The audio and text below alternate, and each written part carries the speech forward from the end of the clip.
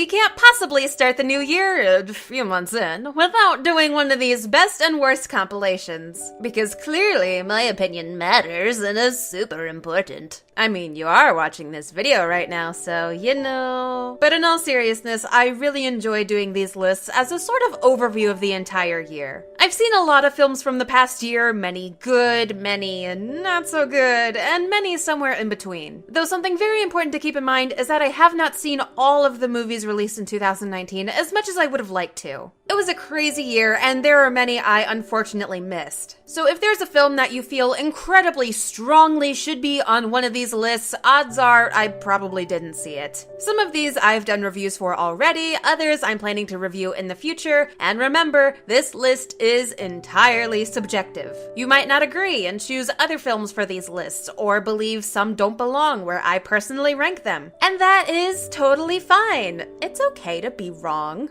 So with that said, here are my personal best, blandest, and worst movies of 2019.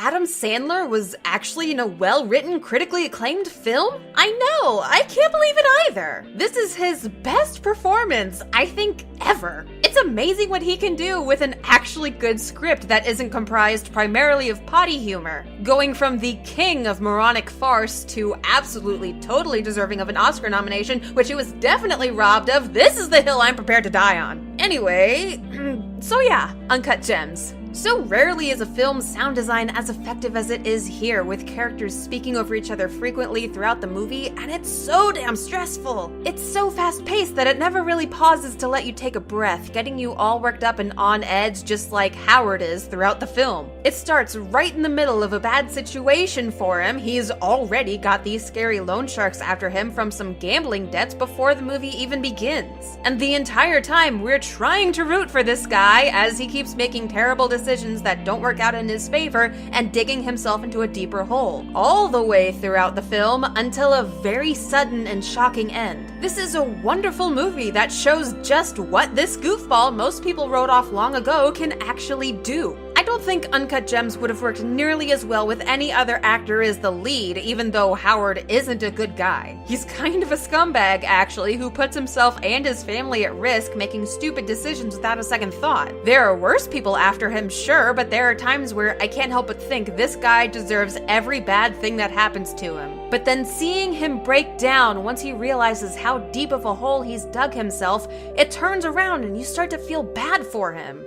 Adam Sandler still gets us to sympathize with him and wants something to finally go right for this poor bastard, and that's what makes this such a brilliant movie. It pains me greatly to label a film about Sir Elton John as bland, but sadly I must. Despite the acclaim it received from critics, I didn't enjoy Rocketman nearly as much as I should have. The acting was excellent. I quite enjoy Taron Egerton in any film he's in, and of course the soundtrack was excellent with many of Elton John's best songs. But when putting this list together, at first, I'd genuinely forgotten I'd even seen Rocketman last year, which was the tipping point for me to include it on the bland list. The film itself wasn't much more than Elton has some sort of musical breakthrough. There's a montage as he rises in popularity and fame, and eventually he sinks into a depression or drug-induced breakdown and hits a new low. Repeat that several times over the course of 2 hours, and you've basically got the entire plot.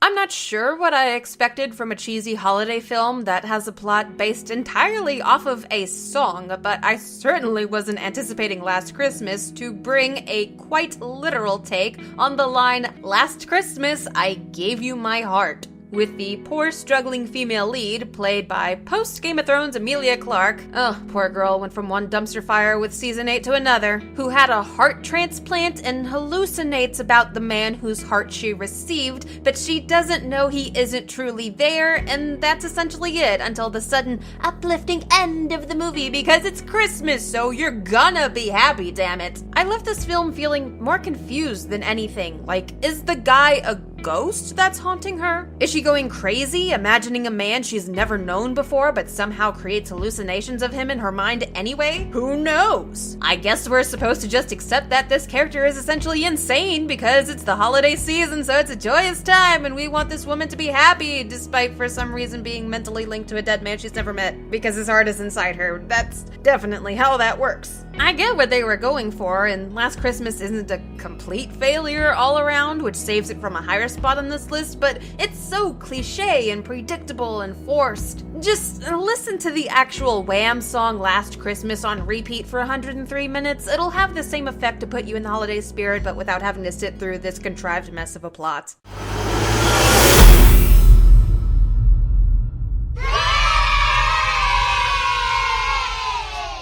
I was very late to the Breaking Bad hype train and didn't even watch it until a couple years ago. And now, having finally seen it, I get it. I understand why so many people consider it to be one of the best television shows of all time. The beauty of Breaking Bad, as well as El Camino, which takes place right after the series finale of the show, is that there's always something to worry about, something that can always go wrong. There's never really a time that the characters or the audience can just breathe and be at peace, which is immensely suspenseful and makes us concerned for these characters we've grown to love. It's been 7 years since Breaking Bad ended, but it's as if we never left. Vince Gilligan still helms the film as he did the show as writer and director, and plenty of characters both beloved and loathed make a fantastic return, including Aaron Paul, who is one of my favorite actors. He is outstanding in this and pretty much everything he does, really. Though I will admit, I don't think this movie was entirely necessary. I thought the way the show left off was already rather satisfying, but it doesn't hurt the story to follow Jesse as he deals with the aftermath of escaping imprisonment by the neo-Nazi gang. As long as there's more story to tell that makes sense and isn't forced or simply an obvious cash grab,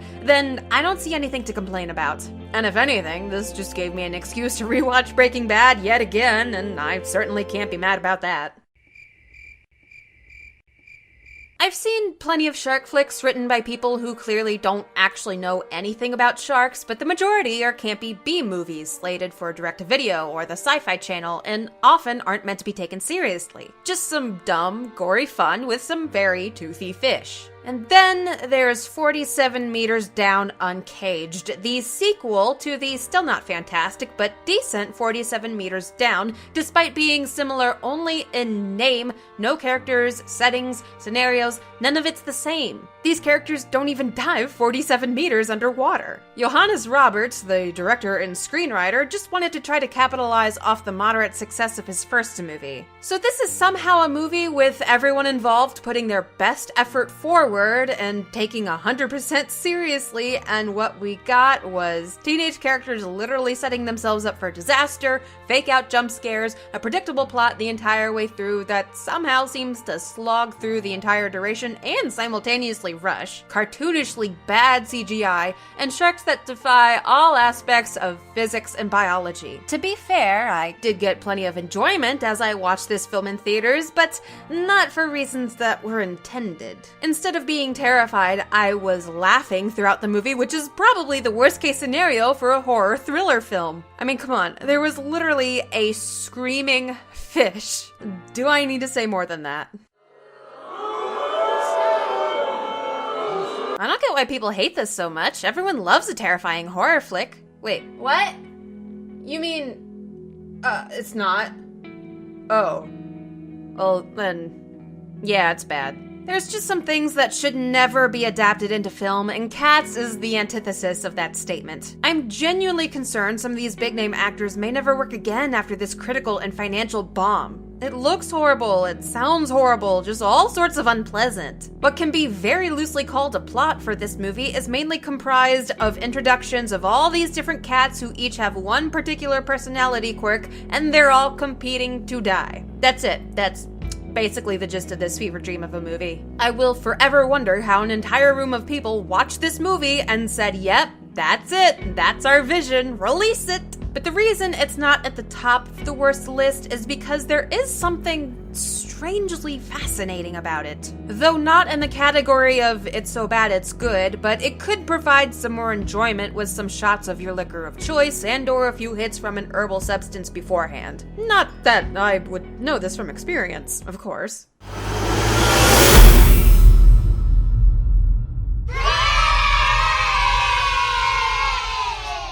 There's nothing new I can say about Marriage Story that hasn't already been stated by other reviewers. Of course, it's brilliantly acted. I had no idea that Adam Driver and Scarlett Johansson was a film pair I needed in my life, but here we go. The story itself feels very genuine, exploring nuances that aren't often explored in a plot featuring divorce, especially with a child caught in the middle of parents trying and sometimes failing to keep shit together for his sake. Marriage Story does an excellent job at making us feel stuck between the parents as well, and you can't help but pick sides, even though we see both characters for an equal amount of time. There's no clear good person or bad person, no solitary incident that someone did to split up the marriage. It just isn't working anymore, and they're unhappy as a married couple. And as the movie goes on, it's easy to waver back and forth since she did say she didn't want to involve lawyers, but he was unfaithful during their separation. But she is taking things too far, but he did make some significant promises that weren't kept. Even though both characters have some very clear faults, you can't help but sympathize for them in one way or another, making for a very compelling and entertaining film. Oh, how the mighty have fallen. The predecessor to this Godzilla sequel wasn't anything groundbreaking, but it was entertaining enough. They did Bryan Cranston dirty by making him the focal point of their advertising just to kill him off like 20 minutes into the movie. But past that, it was still alright, with some pretty epic monster fights and characters that I sort of cared about. But neither was the case here for Godzilla, King of the Monsters. The monster fights, which are arguably the entire point of a movie such as this, are choppy and often cut away to the boring and underdeveloped robotic-like characters we don't care for much trudging along through an uninteresting plot. It was a similar issue to the first movie that the filmmakers clearly didn't learn their lesson from in the 5 years since the previous film, and the few epic moments of clashing monsters don't make up for the other 95% of the film being absolutely dull. I never thought I would miss the 1998 Godzilla, but King of the Monsters certainly made that happen. Bitches better not screw up Godzilla vs. Kong or we're gonna have some real problems. Oh god, I'm gonna catch some flack for this one. I can already hear the angry mob outside my door with torches and pitchforks because I dared to criticize their beloved fandom. The Rise of Skywalker, while at least somewhat objectively entertaining, has far too many problems, and as a whole, the story isn't very cohesive, primarily stemming from J.J. Abrams trying to push the series in a certain direction with The Force Awakens. Then Rian Johnson comes in for The Last Jedi and says, nah, fuck your direction, I'm going this way. And upon his return, J.J. Abrams attempts to veer back onto the initial course, but being the end of a trilogy, it's kinda too late for that. It's time to wrap things up. Part of me even pities Abrams just a little, not just because of the whole switch with the director-screenwriter position, but also because his original version of the film allegedly was cut by around 40 minutes, and scenes that were removed answered some very essential questions. Like, why and how the heck is Palpatine back? That's kind of important information pertaining to the sudden return of the biggest villain in the Star Wars franchise who was assumed dead that we never got an explanation for. With so much removed, the plot jumps around far too quickly to keep up from one thing to the next, to the next, to the next, to the next, and it's easy to get lost in the chaos. Especially when a lot of what's happening on screen doesn't even make any sense and is based entirely on pure dumb luck, with so much depending on circumstances of everything happening at just the right place to just the right person at just the right time. If just one character's actions had been slightly different, like a festival necklace being given to someone else instead of Rey, or crashing anywhere but conveniently on top of one tiny pit of quicksand for miles on a desert planet, it would have thrown off the events of the whole film because the luck factor is the main driving element of the entire script. I do like most of the characters, and the actors really give it their all. Some of the fight scenes were excellently done, especially between Rey and Kylo Ren, and maybe it's because I've never been a diehard fan of the Star Wars series since childhood, but I just can't get on board with this film, especially as the finale to a saga that spanned multiple generations. I almost considered adding it to the bland list, if anything because I didn't feel like dealing with an onslaught of raging space nerds this week, but I couldn't justify it with just how messy the film is as a whole, so it'll have to stay here.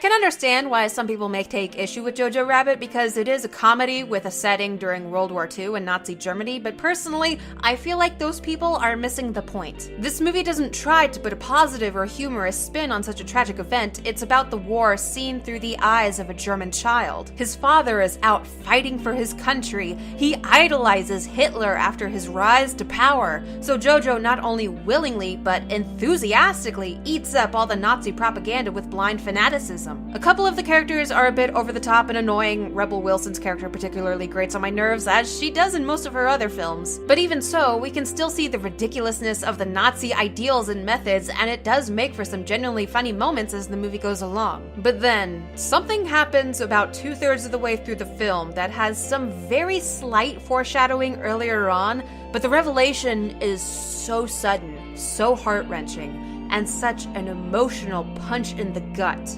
And from then on, Jojo begins to realize the true horrors of the war and what's happening around him. That it's not all fun and games, and he starts to reject the Nazi beliefs. He grows from the hateful views he was taught by those he idolized, and that's the whole point. Overcoming indoctrination is the message presented by Jojo Rabbit, and it does so beautifully. It didn't quite make it to my favorite movie of the year, but it comes pretty damn close.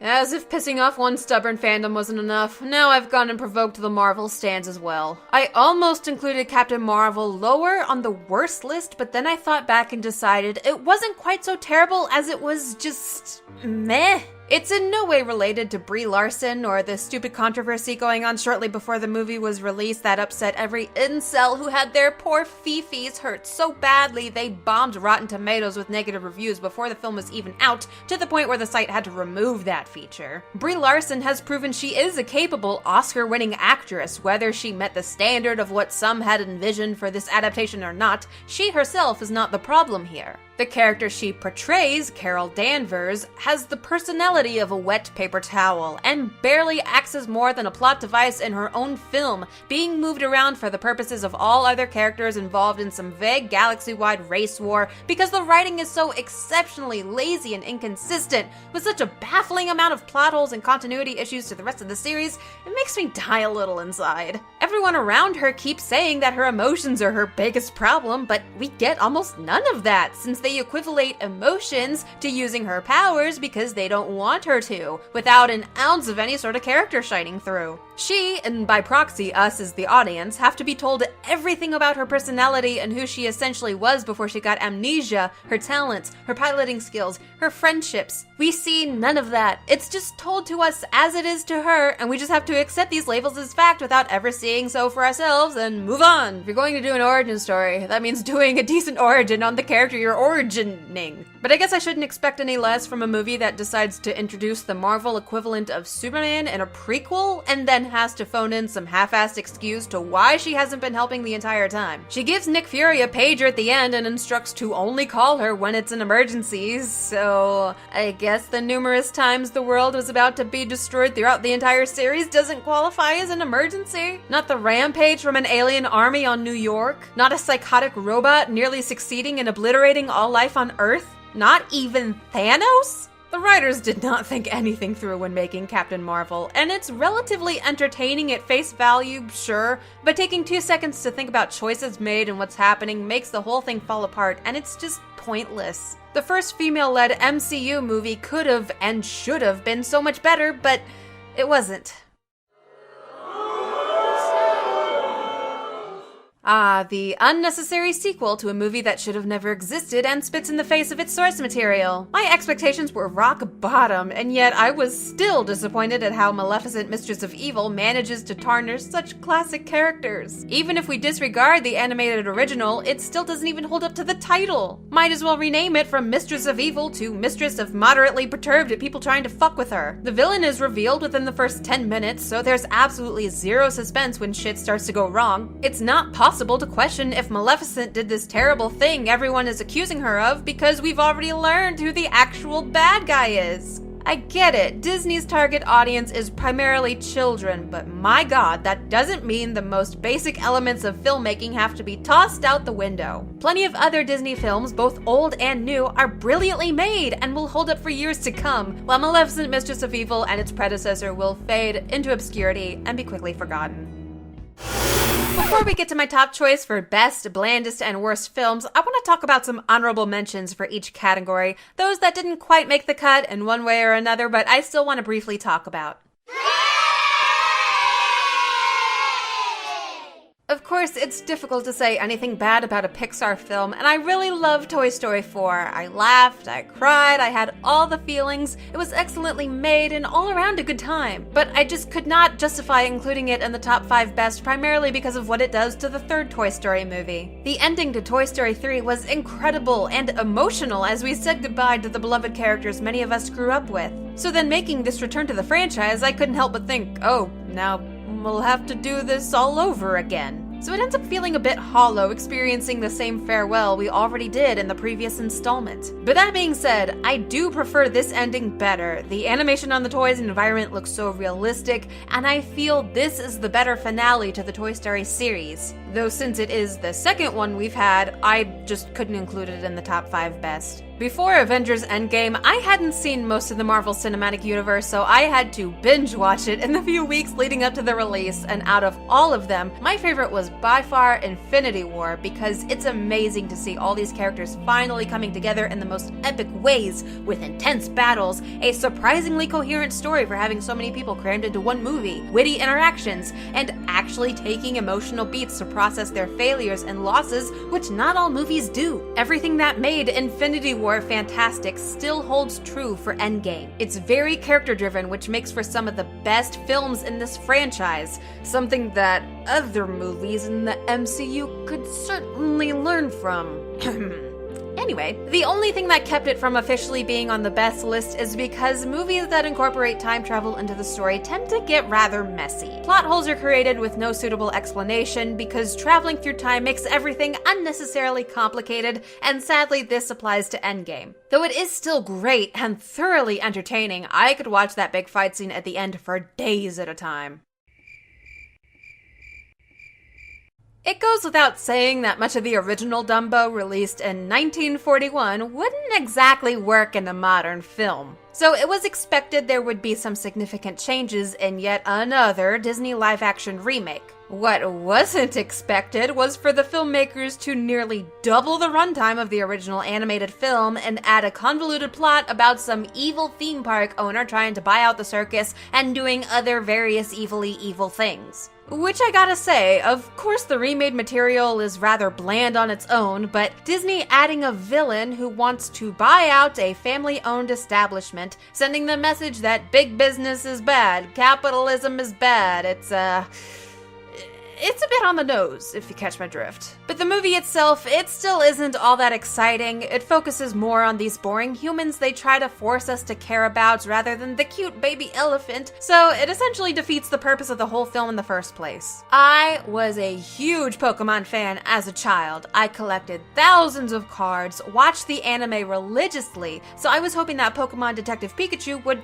at least be kind of good. It seemed to have potential with Ryan Reynolds starring in it, and he is rather amusing as usual, and I love how realistic everything looks as if the Pokemon are actually existing in the real world. But the story is just half-assed and doesn't take advantage of the full potential the filmmakers have with this world. The second half of the movie seems especially lazy and not nearly as entertaining as the first half. But overall, it's not horrible. It's probably one of the best film adaptations of a video game, though that's really not saying much.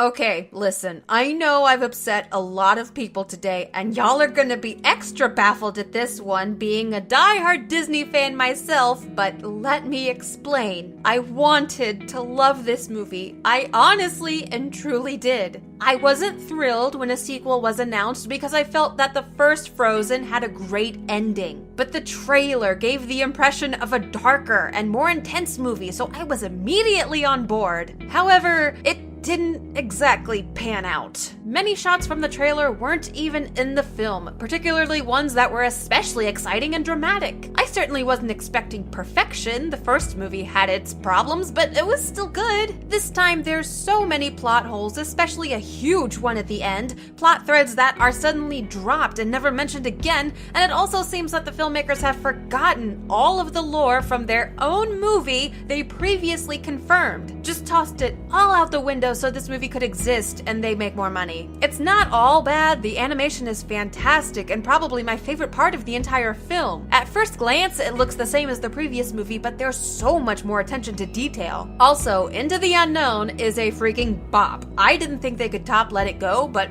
boy, was I wrong, and I'm still bitter they didn't win the Oscar for Best Original Song this year. But other than that, the movie doesn't have much else to offer besides a mediocre plot that would have benefited so much from going in a whole other direction, but I'll talk about that in more detail when my full review is posted in the future. Dark Phoenix has no shortage of talent who do well with what they're given, which is what makes it a bit more bearable for me, but where it falls flat is the story and the mutilation of these characters. This Phoenix plot arc was shunned for its film adaptation years ago in X-Men: The Last Stand, to the point where filmmakers actually used time travel to undo it in Days of Future Past. And somehow it managed to be even worse this time around. A major contributor to the downfall of this film was last-minute reshoots and changing the ending because they didn't want it to be too similar to Captain Marvel that was released earlier in the year. This is the finale the entire series has been building to, and it just fizzles out like a dud firework.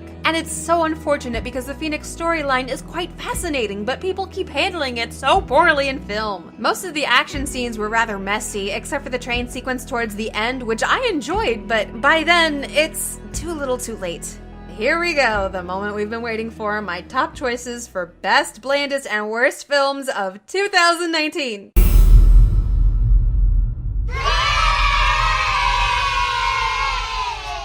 Without a doubt, hands down, my favorite movie of the year and one of my new favorite movies of all time, Knives Out. I didn't see the trailer for Knives Out and to be honest, had no intention of even seeing it in the theater. But one day, I had a few hours to kill between a couple other movies I was viewing that day and ended up choosing this one. And oh, was I so fortunate that I did. There are a handful of films I've seen twice in theaters, but this one was so fantastic, I've now seen it a third time. That's something I've never done before, and I'll probably see it a fourth time sometime soon. It is that good and absolutely worth it. Knives Out is witty, it's hilarious, it's ingenious, it's suspenseful, and I love every fucking minute of it. All the actors give the performance of their careers. Not a single person was weaker than the others. It seems like it would be difficult to make a suspenseful comedy, of course wanting the jokes to land and the audience to laugh at the proper times, but also not break that tension and keep them hooked and desperate to know what will happen next. But Rian Johnson manages to pull it off flawlessly to keep the audience on the edge of their seat and second-guessing themselves just when they think they've got everything figured out. There wasn't a single thing I didn't love about this movie. Not many films can be rewatched again and again with the same amount of enjoyment each time, but Knives Out is an exception that I will remember for a very long time, making it my best film of 2019.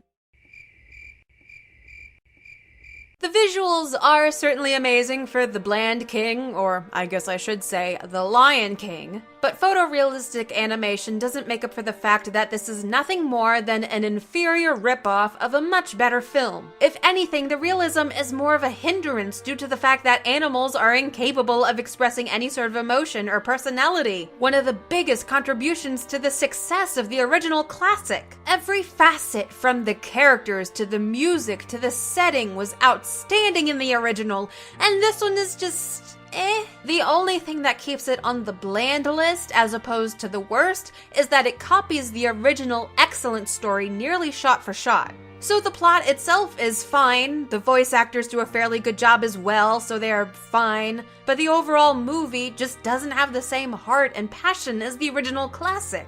And nearly everything that makes this good is carried over from the 1994 version. Jon Favreau does some good work and could have changed up a few things to make the new Lion King his own, as he did with the Jungle Book, but he didn't, so there isn't really any point except as another cash grab. This movie would have been better off never existing at all, so we could just continue to enjoy the original. But at least, it was not the worst Disney remake of the year. And last, but most certainly least, my worst movie of the year really couldn't be anything other than the Aladdin remake. Even though I would give it a slightly better rating than Maleficent, Mistress of Evil, it just barely wins the worst of the year for me because I had hope for this movie. Not a lot, but it was there. And it's essentially the culmination of issues plaguing nearly all of the Disney live-action remakes. Arguably, the biggest problem with Aladdin and several other remakes like Beauty and the Beast, Dumbo, Maleficent, etc. is that it tries too hard to push better morals than the originals and break the narrative of beautiful damsel in distress gets saved by the dashing heroic male character. And that's all well and good to make their female characters more empowered, but none of it ever really contributes to the plot, like, at all, ever. It's just Disney's way of saying, yeah, our girl characters are empowering, we're progressive and hip with the modern times. And at some point you gotta realize when it gets to the extent of being too woke, so much that it just makes the movie look a bit ridiculous. For Aladdin in particular, the original story isn't turned completely upside down like Maleficent, but they tilt it just enough to topple an already well-constructed plot. The filmmakers really wanted to emphasize Jasmine as a strong, independent woman who don't need no man, even though she was already pretty outspoken in the animated classic and wasn't the least bit shy about voicing her opinion. But here, they even go so far to shove it in our faces that she has this power ballad towards the end about how she'll never be silenced, she's not speechless, and you're gonna listen to her, damn it. But it's just all in her imagination, and she gets captured immediately afterwards and has to be saved. You go, girl, way to tell him who's boss. And on top of that, nearly every other aspect of the film was mediocre at best. The music wasn't nearly as fun and captivating. A Whole New World, boring without an ounce of magic brought by the original. One jump and goes back and forth between sped up and slowed down footage while the song is sung in normal time, which is just weird. Prince Ali, slow and auto-tuned to death.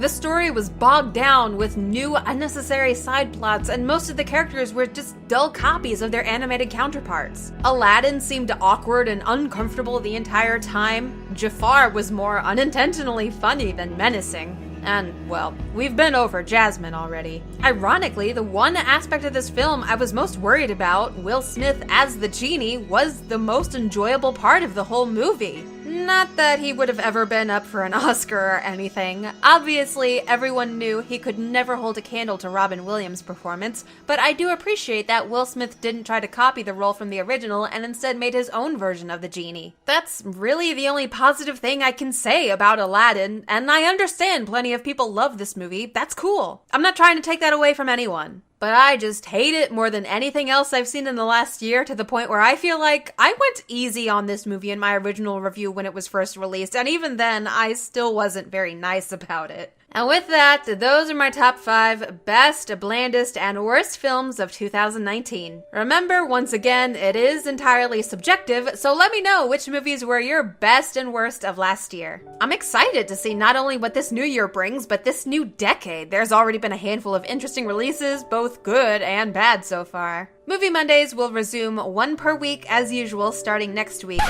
So, if it wasn't obvious already, this was recorded before the whole current pandemic situation became a major problem for most of the world. So Movie Mondays will resume once per week, but it'll be after things calm down and I'm no longer super busy with work. I'd wanted to wait to post this until I could start uploading more regularly, but I figured I've kept you guys waiting long enough, and I wanted to get at least something uploaded for you. Of course, we don't know when everything is going back to normal, but in the meantime, my wonderful editor and I are working very hard to get videos ready for whenever that time comes. And maybe until then, I can post a few reviews here and there, even though it won't be every week, so let me know if there is a more in-depth and detailed review from this video you'd want sooner. And thank you guys so much for your understanding and support. It really, really means the world to me. Okay, now back to your regularly scheduled programming.